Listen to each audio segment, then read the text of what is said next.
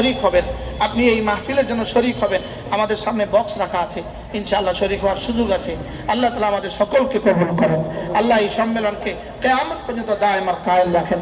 এই সম্মেলনকে কেন্দ্র করে সুন্নেওয়ালা, পড়নেওয়ালা, দেনেওয়ালা সকলকে আল্লাহ তাআলা কোরআনে কারীমের সাথে প্রেম করনেওয়ালা বানিয়ে দেন।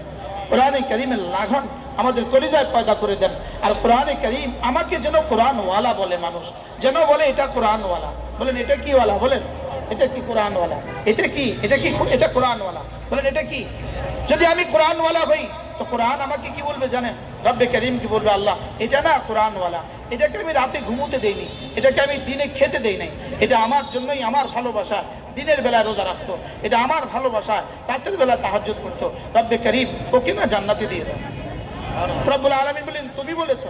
বলবে হ্যাঁ আমি বলেছি।